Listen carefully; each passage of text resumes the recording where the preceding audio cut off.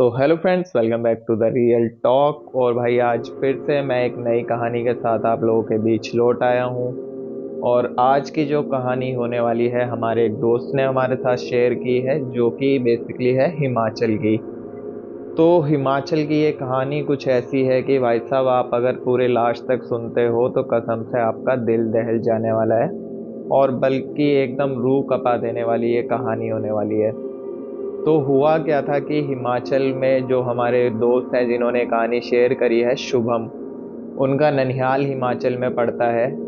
तो बेसिकली हुआ क्या था कि जैसे नॉर्मल ही गांव में आप लोगों ने देखा होगा कि जो थोड़े नीचे के लोग होते हैं, उन्हें हमेशा से मतलब स्टार्टिंग से हम देखते हैं थोड़ा सा ईर्ष्यावादी जो गाँव में माहौल रहता है। तो हुआ कुछ ऐसा ही, एक फैमिली थी जो थोड़ी नीचे उसके आते थे। तो वहाँ पे भाई वो गांव में रहते थे, गांव के बिल्कुल बॉर्डर के पास उनका मकान था। और ज़्यादा लोग उनसे बातचीत वगैरह नहीं करते थे, मतलब थोड़ा इग्नोर करना, और कोई छोटे मोटे काम हुए घर के वो सब करवाना, उस टाइप से उनसे काम लिया जाता था। तो उनकी एक बेटी थी जो 20 साल के करीब की थी, जो काफ़ी ही खूबसूरत भी थी। तो वहाँ पे जो लड़के हैं वो उसे कुछ कुछ बोलते थे, और मतलब कोई भी अच्छे से उन लोगों से बिहेव नहीं करता था। तो एक दिन दिवाली का टाइम था, दिवाली के टाइम वो लोग आराम से अपने दिवाली वगैरह मना के और रात को सोने जाते हैं कि तभी अचानक ना जाने कहाँ से कोई रॉकेट आके उनकी रसोई में गिरता है। और सिलेंडर के पास जाके वो रॉकेट फट जाता है, जिसकी वजह से सिलेंडर फटता है और पूरे घर में भाई आग लग जाती है। अब जब आग लगी तो उस उनकी जो फैमिली के 3 लोग थे, एक लड़की, एक उनका जो पिताजी थे, और एक उनकी माँ। अब भाई साहब वहाँ पे इतनी तगड़ी आग लगी कि जो है वो लड़की किसी तरह से बच गई, लेकिन उसके माता और पिता वहीं पे जो है भाई डेड हो गए, एकदम जल के वहीं पे खत्म हो गए। अब लड़की जो बची, लड़की भी काफ़ी बुरी तरह से झुलस चुकी थी उस आग में, लेकिन किसी तरह से उसे बचा लिया उसके आस पड़ोस वालों ने।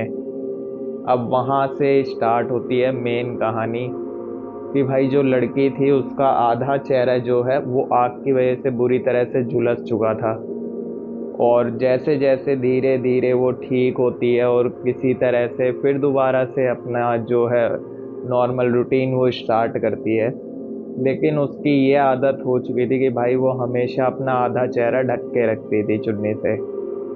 अब धीरे धीरे टाइम बीतता जाता है, किसी तरह से वो पढ़ लिख के अपना कॉलेज में एडमिशन लेती है। वहाँ पे भी वो ज़्यादातर अपना चेहरा ढक के ही रखती थी, किसी को अपना चेहरा नहीं दिखाती थी, क्योंकि कोई भी यार उसकी जो हालत थी, कोई भी उसकी तरफ देख के खुश नहीं होता था।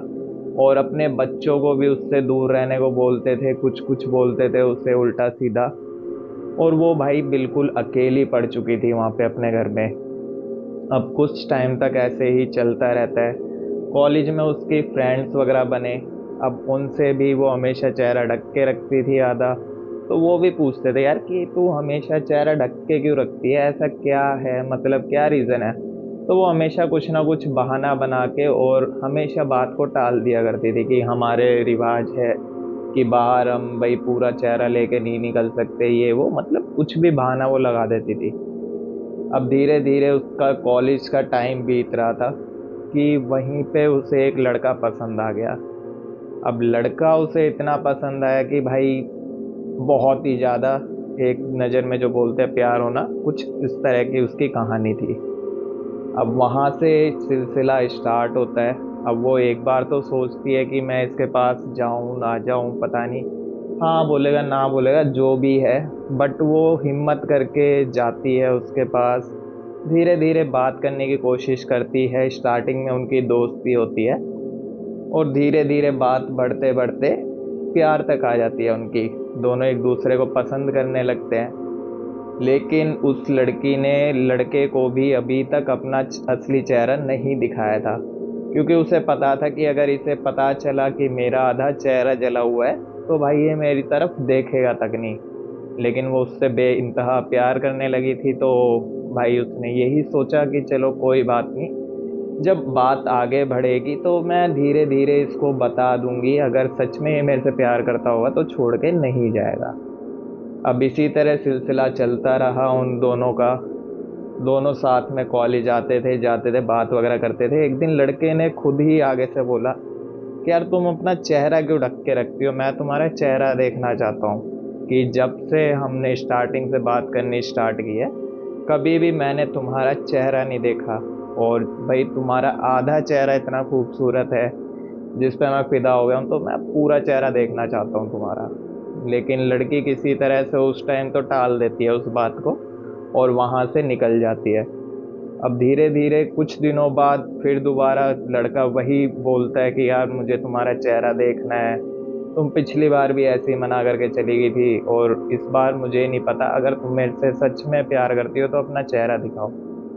अब लड़की भाई काफी घबरा गई कि यार अगर मैं नहीं दिखाऊंगी तो भी ये छोड़ के जाएगा मेरे को, और अगर दिखाती हूँ तो भी छोड़ के जाएगा।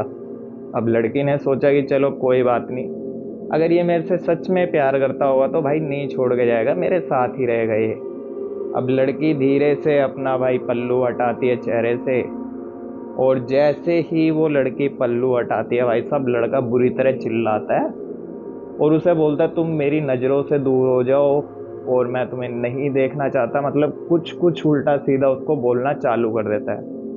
अब लड़की उसी टाइम वहां पे रोने लगती है, बिलबिलाती है उसके आगे, हाथ जोड़ती है कि मैं तुमसे बेइंतहा प्यार करती हूँ और तुम भी मुझसे प्यार करते हो, तो प्यार में चेहरे का क्या लेना देना, ये वो मतलब बहुत बातें बोलती है। लेकिन वो लड़का नहीं मानता और उसे अनाप शनाप बोल के वहां से भगा देता है। अब भाई कुछ दिनों के बाद लड़की फिर दोबारा भाई कॉलेज जाती है अपने आप को संभाल के, और फिर बोलती है उस लड़के से कि यार हम लोग इतने टाइम से साथ हैं और मतलब तुमने कहा था कि तुम मेरे से नहीं मतलब मेरे दिल से प्यार करते हो, और ये सब मतलब बहुत बड़ी बड़ी जो लड़के ने वादे किए थे उसे। लेकिन भाई साहब लड़का कुछ भी सुनने को तैयार नहीं था। लड़के ने सीधा बोला कि अपनी ये बुरी शक्ल लेके मेरे सामने से निकल जाओ। और जैसे ही लड़की ये लाइन सुनती है भाई साहब, वो बुरी तरह टूट गई। और उनके वहीं पे गांव के किनारे एक नदी बहती थी, वो वहां जाके बैठ गई और रो रही थी कि आज मैं खुद को ख़त्म कर दूंगी और मुझे नहीं जीना, कि भाई कोई भी मेरे को नहीं देखना चाहता। बचपन से मेरे साथ ऐसा होता है कि भाई हमेशा गांव वाले पहले फालतू बोलते थे, और अब जो है कि जिससे मैंने प्यार किया अब उसने ही इतनी बड़ी बात मेरे को बोल दी कि वो मेरी शक्ल नहीं देखना चाहता, तो मैं अकेले जी के क्या करूंगी, मैं भी अपने माँ बाप के पास चली जाऊंगी और मर जाऊंगी, आज जान दे दूंगी नदी में। अब भाई वो वहां पे बैठी हुई थी, रो रही थी, और जैसे ही वो आगे कूदने के लिए नदी में बढ़ती है, एकदम से एक बाबा आते हैं और वो उसका हाथ पकड़ लेते हैं और बोलते हैं रुक, कहाँ जा रही है तू। अब भाई जैसे ही बाबा ने रोका, लड़की रुकी और बोली कि मेरा हाथ छोड़ो, मुझे मरना है।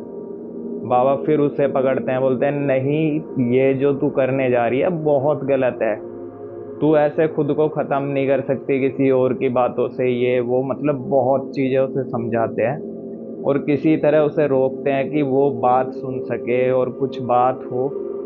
तो भाई वहीं पे रोकते हैं बाबा उसे, उससे सारी चीज़ें पूछते हैं कि तू क्यों परेशान है, क्यों मरना चाहती है। तो भाई लड़की रोते रोते सारी बातें बाबा को बताती है।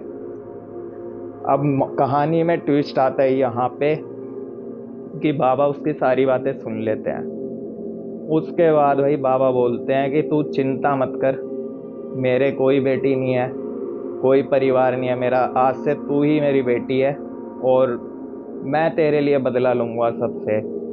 अब बाबा उसे समझा बुझा के अपने साथ ले जाते हैं भाई अपने कुटिया में। अब वहाँ पे बाबा उसकी देखभाल करते हैं अच्छे से, अपनी बच्ची की तरह सब कुछ पाल पोस के बहुत अच्छे से सब कुछ चलता है। उसके बाद जो बाबा हैं वो भाई काली विद्या जानते थे। अब बाबा की बेटी जब मान चुके थे बाबा उसे, तो बाबा का पूरा वो बनता था कि यार वो अपनी बेटी के आंसुओं का बदला ले। अब बदले की भावना जो है बाबा ने कूट कूट के लड़की के दिमाग में भर दी थी कि जिसने भी तेरे साथ बुरा किया है अब तू उनसे बदला लेगी अपने उन चीज़ों का। अब बाबा उसे काली विद्या सिखाना चालू कर देते हैं। बाबा ने उसको कुछ टाइम तक सारी काली विद्या सिखाई, तंत्र मंत्र सिखाए, सारी चीज़ें उसे सिखा दी। अब बाबा ने उसे कहा कि बेटा अब तुझे एक छोटी सी चीज़ करनी है कि तेरे को 11 जवान लड़कियों का खून पीना होगा, और जिस दिन तू इन 11 लड़कियों का खून पी लेगी उस दिन तू इतनी सुंदर हो जाएगी, इतनी सुंदर हो जाएगी कि तेरे से ज़्यादा सुंदर इस धरती पे कोई नहीं होगा। और वो लड़का जो तेरे को बोल रहा था कि मेरी नज़रों से दूर चले जाओ, मेरे सामने मत आना, वो ही लड़का घुटनों पे चल के तेरे पास आएगा और तुझसे प्यार की भीख मांगेगा। ये मैं लिख के दे रहा हूँ, तू बस इतना सा कर। अब लड़की के दिमाग को तो बाबा वैसे ही ब्रेन वॉश कर चुके थे अच्छे से। अब भाई लड़की हो जाती है चालू, और धीरे धीरे भाई पहले दिन जाती है रात को चुपचाप से अंधेरे में, और एक बाहर बच्ची खेल रही थी उसको उठा के ले आती है, उसको मार के उसकी गर्दन काट के पूरा खून उसका चूस जाती है।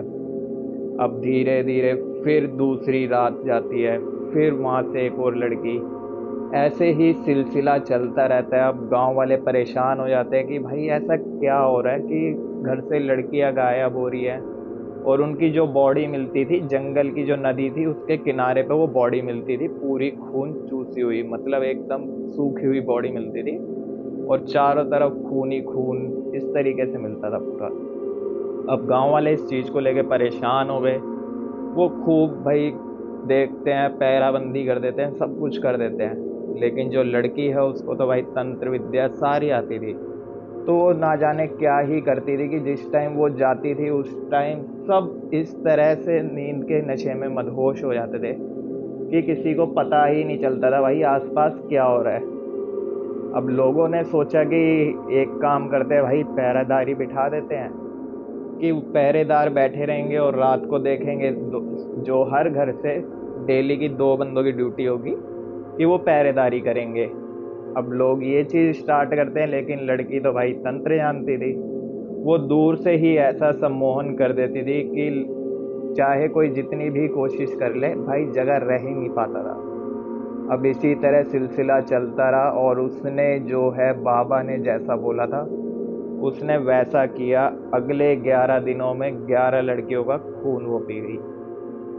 अब उसके बाद वो जाती है अपने कॉलेज वापस, क्योंकि बाबा ने उसको जो है पूरी दुनिया की सबसे खूबसूरत लड़की बना दिया था। अब वो कॉलेज में जाती है, देखती है दूर से कि वो लड़का किसी और लड़की से बात कर रहा है। अब उसके अंदर गुस्सा तो बहुत ज़्यादा आता है, लेकिन बाबा ने कहा था कि जब तक तू अपना बदला नहीं ले लेती, तू किसी को ये चीज़ होने मत दियो कि तू किस मकसद से वापस लौटी है। अब वो जाती है धीरे से, और जान के उस लड़के के सामने से निकलती है अपने बाल लहराते हुए। अब लड़के की नज़र एकदम से पड़ती है उस लड़की पे। अब वो पहचान तो गया था कि ये वही लड़की है, लेकिन उसे समझ में नहीं आ रहा था कि एकदम से ये इतनी खूबसूरत कैसे हो गई। मतलब इसका तो चेहरा ऐसा जला हुआ था कि भाई कोई दिन में भी देख ले तो डर जाए। अब लेकिन भाई उस लड़के का कहीं ना कहीं दिल तो उस पर आया हुआ था, लेकिन उसने ठुकराया इसलिए था कि यार उसका जो कहते हैं ना थोड़ा स्टैंडर्ड वाली बात आ जाती है, वो आ जा था वहाँ पे। अब लड़का धीरे धीरे भाई उसके पीछे पीछे चलता हुआ जाता है और देखता है हाँ जहाँ पे लड़की अकेली है वहाँ पे जाके, और भाई उसका हाथ पकड़ के उससे माफ़ी मांगने लगता है कि यार मैंने ना जाने गुस्से में उस दिन क्या क्या बोल दिया था, और मुझे ऐसा नहीं करना चाहिए था। मैंने बाद में ये चीज़ बहुत ज़्यादा फील करी कि मैंने गलत किया है तुम्हारे साथ, और तुमसे मैंने सच्चा प्यार किया था, ये वो बड़ी बड़ी चीज़ें वहाँ पे बोलने लगता है। अब लड़की का जो दिमाग है वो तो भाई पूरा सेट था कि मुझे इससे बदला लेना है। अब अच्छे से लड़की उस टाइम उसके साथ बात वगैरह करती है, सब कुछ करती है, बोलती है चलो ठीक है मैंने तुम्हें सच्चे दिल से प्यार किया था और मैंने तुम्हें माफ़ किया, तुम्हारी गलती हो गई, कोई बात नहीं, और हम दोबारा से खुशी खुशी रहेंगे साथ में। और मैंने अपना इलाज भी करा लिया, सब कुछ, मेरे को बहुत अच्छे डॉक्टर मिल गए थे, उन्होंने मेरा इलाज कर दिया, और देखो मैं एकदम नॉर्मल हो गई हूँ जैसी मैं स्टार्टिंग में हुआ करती थी। अब दोनों अच्छे से साथ में रहने लगते हैं, साथ में घूमना फिरना उनका स्टार्ट होता है। अब लड़की ने पूरी प्लानिंग कर ली थी बाबा के साथ कि किस तरह से इस लड़के से बदला लेना है। अब लड़की एक दिन बोलती है कि चलो कहीं बाहर घूमने चलते हैं, होटल वगैरह में, वहीं पे खाएंगे पिएंगे, एक दो दिन रहेंगे आराम से और इन्जॉय करेंगे। तो लड़का भी एकदम से मान जाता है, बोला हाँ चलो कोई बात नहीं, हम चलते हैं। अब वो प्लान बनाते हैं और रात की जो है गाड़ी लेके निकल जाते हैं होटल के लिए। अब यहाँ पे भी एक बहुत ही बड़ा ट्विस्ट है भाई, जहाँ पे ये लड़की लेके जाती है वहाँ का। तो लड़की लेके जाती है लड़के को अपने साथ गाड़ी में, और आराम से वो एक होटल में पहुँचते हैं। होटल में जाके एक बार तो लड़के को थोड़ा लगता है कि यार इस होटल में कोई भी दिख नहीं रहा, बस एक दो बंदे दिख रहे हैं जो होटल में काम करने वाले हैं, बाकी कोई भी नहीं है यहाँ पे। तो लड़के को थोड़ा अजीब लगता है। लड़का बोलता है तुम्हें ये होटल किसने बताया? तो बोलती है नहीं, पहले मेरी माँ यहाँ पे काम करती थी, और ये होटल ज़्यादा भाई गांव से थोड़ा अलग है, इसलिए यहाँ पे कोई आता जाता नहीं है, तो इसलिए तुम्हें कोई नहीं दिख रहा है यहाँ पे। तो लड़का भी उसकी बातों में आ जाता है और भाई ठीक है। अब वो वहाँ पे जाते हैं, आराम से रूम में बैठते हैं, खाते पीते हैं और बातें करते रहते हैं।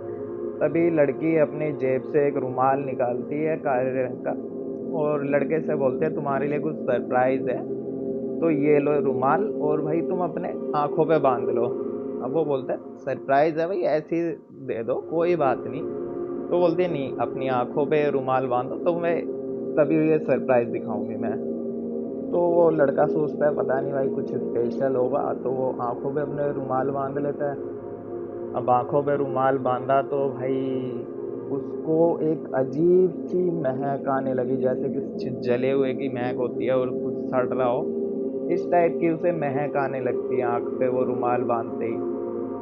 तो वो बोलता है यार अजीब सी बदबू आ रही है कहीं से, क्या हुआ? तो बोलते हैं अरे कुछ नहीं है, तुम उन चीज़ों पे ध्यान मत दो, खिड़की से आ गई होगी ये वो। और उसे बातों में अपने फंसा के भाई उसे बोलती है तुम आंख बंद रखो 2 मिनट। अब वो आंख बंद रखता है। लड़की भाई उस टाइम आ जाती है अपने असली रूप में, बिल्कुल उसके सामने फेस टू फेस बैठ के, और एक अजीब सी आवाज में बोलती है अब अपना ये जो है आंखों से पट्टी खोलो। अब भाई लड़का अंदर से थोड़ा अजीब सा भी लग रहा था उसे उस महक की वजह से, लेकिन बहुत ही ज़्यादा वो कि खुश भी था, और कि भाई पता नहीं मेरे लिए क्या सरप्राइज़ है और ये वो करके। अब वो रुमाल खोलता है अपना, और जैसे ही वो सामने उस लड़की का असली चेहरा देखता है, भाई पहले तो उस लड़की का चेहरा आधा जला हुआ था, लेकिन उसने जो तंत्र मंत्र वगैरह जो सीखे थे और जो ये काले जादू किए थे, 11 दिनों तक जो लड़कियों की बलि चढ़ा के उनका खून पिया था, उसके बाद जो वो बन चुकी थी एकदम, मतलब कहते हैं ना चुड़ैल टाइप, उसके एक चेहरा एकदम अजीब, जैसे सड़ा हुआ मांस होता है उस तरीके का, और ऐसे लग रहा है कि आंखें अभी बाहर आ जाएगी। मतलब सोच सकते हो क्या नज़ारा होगा वो। अब भाई लड़का देख के बुरी तरह चिल्लाता है, इधर उधर भागता है कमरे में, बचाओ बचाओ खूब चिल्लाता है, लेकिन कोई भी वहाँ पे बचाने वाला नहीं था। क्योंकि जैसे कि मैंने आपको बताया था यहाँ पे एक बहुत ही बड़ा ट्विस्ट है भाई, वो होटल जो है असलियत में होटल था ही नहीं। वो जो होटल है, इस लड़की ने और उस बाबा ने मिलके तंत्र विद्या से जो है भाई शमशान में ऐसा दिखा दिया था उसे, सम्मोहित करके, जैसे भाई वो कोई होटल है, बट वो एक होटल नहीं, बहुत ही पुराना शमशान घाट था। और जो लोग वहाँ पे काम कर रहे थे वो भी जिंदा लोग नहीं, जिन्नात थे वो। अब भाई लड़के की हालत वहाँ पे खराब हो चुकी थी बुरी तरह, और चारों तरफ वो भाग रहा है कि मुझे बचाओ मुझे बचाओ, लेकिन लड़की जो है वो एक बहुत ही अजीब ही तरीके से हंस रही थी चिल्ला चिल्ला के। अब भाई लड़के की हालत खराब, तभी एकदम से बाबा आता है पीछे से और लड़के की गर्दन पकड़ता है और उसकी जीभ पकड़ के बाहर खींच देता है। और बोलता है तूने इसी जुबान से मेरी बेटी को जो अपशब्द बोले थे, ले तेरी जुबान ही खींच दूंगा आज मैं। और भाई जिंदा लड़के की पूरी जुबान खींच के बाहर निकाल देता है वो बाबा, और उसकी आंखें जो है वो फोड़ देता है। बोलता है तूने बोला था ना कि तू मेरी लड़की को बोला था तूने कि तू मेरे सामने मत आइयो, ले अब तू किसी लड़की को देख ही नहीं पाएगा। उसकी आंखें फोड़ दी भाई, जुबान बाहर निकाल दी, उसका आधा चेहरा नोच दिया। मतलब उस लड़के की इतनी बुरी हालत कर दी थी कि बस पूछो मत। अब उस लड़के को इसी तरह छोड़ के चले जाते हैं, लेकिन जो लड़की के अंदर की जो गुस्सा था वो अभी भी शांत नहीं हुआ था, क्योंकि उसने अभी सिर्फ एक लड़के से बदला लिया था। लेकिन जो गांव के और लड़के उसको परेशान करते थे, अब उसके दिल में ये आ चुका था कि मैं सबसे बदला लूंगी। अब धीरे धीरे धीरे धीरे जो है थोड़ा टाइम बीतता है, वो लड़का अब ऐसे ही इधर उधर घूम रहा है भाई, रोडों पे गिरता पड़ता, और भाई दर दर पे भीख मांग रहा है कि मेरे को कोई ठीक कर दो मेरे साथ। मतलब कुछ बोल भी नहीं पा रहा वो, और उसके दिल में यही है कि यार कोई मेरी मदद कर दे। लेकिन जो भाई उसकी हालत कर दी थी, तो जिस तरह उस लड़की से सब दूर भागते थे, अब इस लड़के को देख के दूर भागने लगे थे सब, क्योंकि उसकी जो हालत है बहुत ही बुरी कर दी थी। अब भाई इसी तरह से कुछ दिनों बाद वहां से गांव से लड़के धीरे धीरे गायब होने लगे, और वो सब लड़कों को मार के नदी में गिरा देती थी, और मतलब इसी तरह चलता रहा। अब गांव वाले जो हैं बहुत ही ज्यादा परेशान आ चुके थे। अब एक बड़े सिद्ध पंडित जी को बुलाया गया गांव में चर्चा होने के बाद। अब गांव में पंडित जी आए, उनको सारा सिलसिला बताया कि गांव में आखिर चल क्या रहा है। तो पंडित जी ने अपनी जो विद्याओं से हवन वगैरह करा भाई, वहां पे देखा तो उन्हें पता चला कि जो वो लड़की है वो जो है असलियत में चुड़ैल बन चुकी है, और अब वो गांव वालों से बदला ले रही है। तो पंडित जी ने बोला ठीक है, मैं कोशिश करता हूँ, अगर हो सकता है मेरे से तो मैं करूँगा, वरना मेरे को अपने गुरुजी को बुलाना पड़ेगा, वो ही इसका कुछ कर सकते हैं। क्योंकि इसकी जो आत्मा है भाई बहुत ज़्यादा दुख पाई है इस लड़की की आत्मा, और उसके बाद अब ये ऐसी चुड़ैल बन चुकी है जो जल्दी से किसी के काबू में नहीं आ सकती। तो सब बोलते हैं कि पंडित जी चाहे कुछ भी करो, चाहे जितना पैसा लग जाए, सब गांव वाले मिलके हम करवाने को तैयार हैं, आप किसी तरह से इसको यहाँ से दूर करो।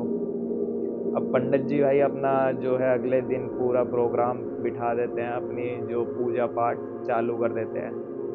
लेकिन जो चुड़ैल जी थी भाई, वो इतनी ज़्यादा शक्तिशाली हो चुकी थी कि किसी के वश में आने वाली वो थी नहीं। पंडित जी पूरी कोशिश करते हैं, सारी पूजा पाठ कर लेते हैं अपनी, लेकिन जो है भाई उस लड़की ने पंडित जी के नाक में दम ला दिया, लेकिन वो लड़की काबू में नहीं आई। उसके बाद पंडित जी थक हार के बोलते हैं अब बस यही एक रास्ता बचा है कि मैं अपने गुरुजी को यहाँ पे लेके आऊँगा, और वो ही इसको शांत कर सकते हैं, वरना कोई इसे शांत नहीं कर सकता, और इस गांव को ख़त्म होने से अब कोई नहीं बचा सकता। क्योंकि तुम लोगों ने जो अपने पैरों पे कुल्हाड़ी मारी है, इसके लिए तुम्हें भाई भुगतना तो पड़ेगा, और आधे जो लोग हैं वो ऑलरेडी भुगत चुके थे इस चीज़ को।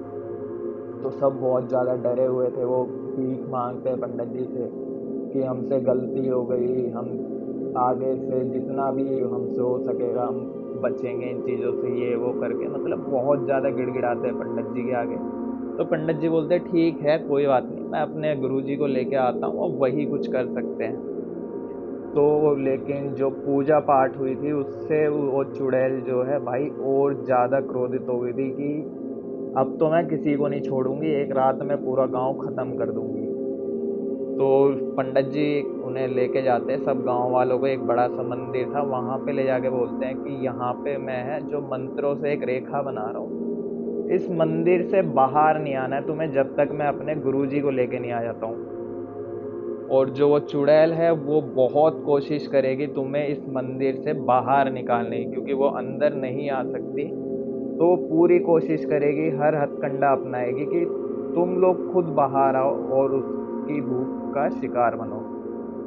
तो सब लोग मान जाते हैं, बोलते हैं ठीक है, हम यहीं पे रहेंगे, हम बिल्कुल बाहर नहीं निकलेंगे, आप जल्दी से जाओ और अपने गुरुजी को लेके आ जाओ और हमें और हमारे गांव को बचा लो। अब पंडित जी वहां से निकलते हैं सब लोगों को गांव में जो मंदिर है उसमें छोड़ के। और पंडित जी जाते जाते एक चीज और बोलते हैं कि देखो, जो है गुरुजी वो इस गांव से थोड़ा दूर रहते हैं, तो हो सकता है कि भाई 1 या 2 दिन का मेरे को टाइम लगे, क्योंकि जिस टाइम की ये कहानी है उस टाइम ज़्यादा ट्रांसपोर्ट वगैरह होता नहीं था जितना आजकल है। तो सब लोग बोलते हैं ठीक है, हम कोई नहीं, 2 दिन क्या, हम 4 दिन 10 दिन यहाँ पे बैठे रहेंगे, लेकिन आप हमें बचा लो किसी भी तरह करके, क्योंकि सब लोग जो गांव वाले हैं बहुत ही बुरी तरह डरे हुए थे। अब भाई पंडित जी उन्हें छोड़ के वहां से जाते हैं।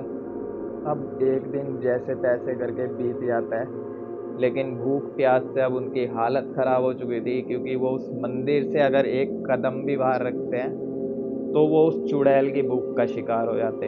तो उससे अच्छा है कि भाई किसी तरह से इसी मंदिर के अंदर रुके रहे। मंदिर में एक नलका था, थोड़ा बहुत वहां से वो पानी वगैरह लेके पी लेते थे, वरना वहां पे खाने को कुछ भी नहीं था। अब एक दिन बीतता है, जैसे जैसे शाम होती है, अब चुड़ैल जो है वो भाई आती है वहाँ पे एक लड़की का रूप लेके, गांव की ही एक छोटी बच्ची का, जो कुछ दिनों से गायब थी और ना ही उसकी लाश मिली थी ना कुछ।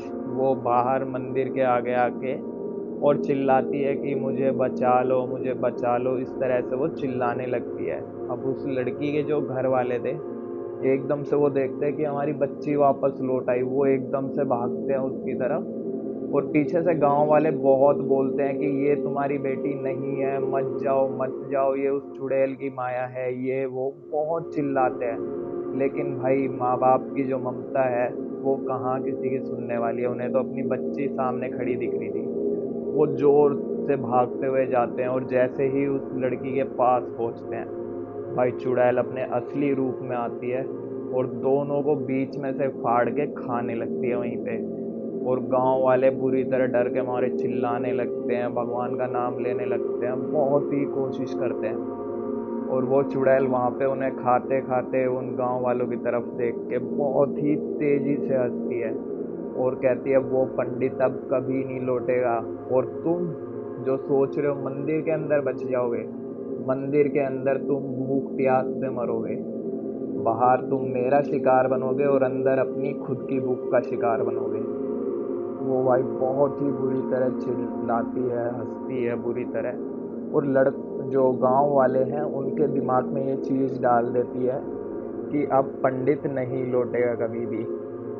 लेकिन गांव वाले जो हैं वो भाई अपने दृढ़ता के पक्के थे कि हमें चाहे कुछ भी हो जाए, इस मंदिर से बाहर नहीं निकलना। अब चुड़ैल उस टाइम तो चली जाती है उन्हें खा के, लेकिन चुड़ैल वहां पे अपना दूसरा खेल स्टार्ट करती है। जो कहते हैं ना कि कुछ लोगों का ऑरा कमजोर होता है, उन चीजों पे ये चीजें बहुत ही जल्दी कंट्रोल कर लेती है। तो वहां पे उस चुड़ैल ने उस टाइम देख लिया था कि यहाँ पे कुछ लोग ऐसे हैं जिन्हें मैं दूर बैठी बैठी काबू कर सकती हूँ और जैसा मैं चाहूंगी वो लोग वैसा करेंगे। अब चुड़ैल अपनी वहां पे विद्या से खेलना स्टार्ट करती है और वहां पे भाई एक आदमी उसको दिख गया था जिस पे वो बहुत ही इजीली काबू कर सकती थी दूर बैठी बैठी। अब चुड़ैल वहां पे पूजा स्टार्ट करती है उसका पुतला वगैरह बना के, और भाई उस जो लड़का था वहां पे, आदमी था, उसका दिमाग अपने वश में कर लेती है। अब वो आदमी उन्हें गांव वालों में जब 2 दिन बीत जाते हैं गांव में, तो वो बोलते हैं यार शायद पंडित जी नहीं लौटेंगे और इस चुड़ैल ने उन्हें भी मार दिया होगा, और अब हमें बचाने वाला कोई भी नहीं है, हमें ही कोई रास्ता ढूंढना होगा। जैसा कि भाई पंडित जी ने बताया था कि उनके गुरुजी वहाँ पे रहते हैं, तो एक काम करते हैं, हम में से कुछ लोग मिल के चलते हैं और गुरुजी को वहाँ से लेके आ जाते हैं। अब भाई किसी की भी इतनी हिम्मत नहीं थी कि कोई वहाँ से निकले, और हिम्मत तो उस लड़के की भी नहीं होती अगर जो चुड़ैल है उसने उसके दिमाग पे काबू नहीं किया होता। बट वो जो है गुरुजी को लेने नहीं जाना चाहता था, उसका मेन मकसद ये था कि वो गांव वालों को लेके मंदिर से बाहर आ सके। अब भाई पूरी प्लानिंग कर चुकी थी चुड़ैल की, जैसे ही ये लोग बाहर आएंगे मैं सबको खा जाऊंगी फाड़ के। अब वो दो चार लोगों को अपने साथ जो है मना लेता है। अब दो चार लोग हैं वो औरों से बोलते हैं। तो वहाँ पे तकरीबन 20 से 25 लोग थे, जिसमें से 7 से 8 लोग मान जाते हैं कि हाँ चलो हम तुम्हारे साथ चलते हैं, और वहाँ पे जाके हम गुरुजी को लेके आते हैं और सबकी जान बचा लेंगे। तो जो आदमी आदमी थे, उनकी वाइफ, उनके फैमिली वाले उनसे बोलते हैं कि मत जाओ, सेफ नहीं है, और हमें उम्मीद है कि हमारे पंडित जी जो है लेके आएंगे अपने गुरुजी को और हमें बचा लेंगे। बहुत कुछ होता है, लेकिन वो लोग भाई नहीं मानते, क्योंकि उनका जो दिमाग है वो चुड़ैल के काबू में था। अब वो वहाँ से निकलते हैं और निकल के थोड़ी ही दूर चलते हैं, तभी वो चुड़ैल जो है अपने गुरु के साथ और भाई अपने और सेना लेके आ जाती है, और सबको वहाँ पे चीर फाड़ मच जाती है। बुरी तरह वहाँ पे चीखें गूंज रही थी, बचाओ बचाओ, लेकिन किसी की भी इतनी हिम्मत नहीं थी कि भाई मंदिर से बाहर निकल सके। सब दूर से रोते रोते वो मंजर देख रहे थे, चारों तरफ लोगों के चिथड़े उड़ रहे हैं और खून पी रही हैं चुड़ैलें, उनका बहुत ही बुरी हालत। अब यहाँ पे ये सब हो गया। दूसरे दिन सुबह सुबह पंडित जी पहुंचते अपने गुरु जी को लेके वहाँ पे। अब वहाँ पे पंडित जी देखते हैं चारों तरफ लाशें फैली पड़ी है, खून फैला पड़ा है, किसी का हाथ वहाँ पड़ा है, किसी का पैर वहाँ पे पड़ा है, और बहुत ही बुरा मंजर था वहाँ पे।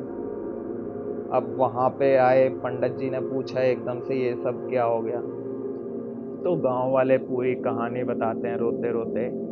तो पंडित जी बोलते हैं मैंने जाते जाते तुम्हें चेतावनी दी थी कि कोई भी मंदिर से बाहर मत निकलना, चाहे कुछ भी हो जाए मंदिर से एक कदम बाहर मत रखना, लेकिन तुम लोगों ने मेरे ऊपर भरोसा नहीं किया। तो सब भाई रोने लगते हैं, बोलते हैं अब हमें बचाओ किसी तरह, उसने हमारा आधा गांव खत्म कर दिया, ये वो बहुत बोलते हैं। तो गुरुजी जो है भाई अपना पूजा पाठ उस मंदिर में बैठ के स्टार्ट करते हैं। जैसे ही पूजा स्टार्ट करते हैं बुरी तरह आंधी तूफान चलने लगता है, और मतलब चुड़ैल वहाँ पे हर कोशिश कर रही थी कि ये पूजा पूरी ना हो, क्योंकि चुड़ैल को समझ में आ गया था अगर ये पूजा पूरी हो गई तो भाई सब खेल उसका खत्म हो जाएगा और वो भी खत्म हो जाएगी। अब पूजा जो है भाई पंडित जी ने और गुरु जी ने मिलके पूरी करी, और उस चुड़ैल को एक हंडिया में बंद कर लिया, और साथ में उसके जो गुरु वगैरह थे सबको अपने मंत्रों से बांध के उसमें बंद करके, और भाई पंडित जी जो है उस हंडिया को लेके जाते हैं मंदिर के किनारे। एक वहाँ पे पीपल का पेड़ था वहाँ पे, और नीचे खोद के और वहाँ उस हंडिया को दबा देते हैं, और मंत्रों से धागे से उस पूरे पेड़ को बांध दिया। और भाई उन्होंने बोला कि इस मंदिर में आप आओगे, लेकिन इस पेड़ के पास कोई भी नहीं जाएगा। जिस दिन इस पेड़ पे से ये धागा खुल गया उस दिन ये गांव को साक्षात अगर भगवान भी आ गए तो वो भी नहीं बचा सकते, क्योंकि ये जो आत्माएं आज इस हंडिया में बंद करके इसके नीचे दबाई हैं, ये कोई आम आत्माएं नहीं है, ये पूरी दुख भरी हुई आत्माएं हैं, और ये नहीं छोड़ेगी इस गांव को। और जैसे ही यहाँ से निकलेंगी पूरा गांव नष्ट कर देंगी ये 1 सेकंड के अंदर। अब भाई सब बोलते हैं ठीक है हम यहाँ पे आना बंद कर देंगे बिल्कुल, और बिल्कुल नहीं जाएगा कोई भी इस पेड़ के पास। वहाँ पे पंचायत बुलाई जाती है और गांव में ये हो जाता है कि भाई बाउंड्री बना दी जाती है उस पेड़ के चारों तरफ कि कोई भी इस बाउंड्री को पार करके उस पेड़ के पास ना जा सके। अब शुभम कहते हैं कि हम वहाँ पे आज भी अगर जाते हैं तो भाई हमारे घर वाले अलाउ नहीं करते कि हम उस साइड जाएं, क्योंकि वहाँ से अगर हम उस रास्ते से भी गुजरते हैं तो हमें ऐसा लगता है कि कोई हमें वहाँ पे बुला रहा है, और ऐसा लगता है कोई हमें खींच रहा है वहाँ पे। तो भाई उस जो पेड़ है उसके पास कोई भी नहीं जाता है।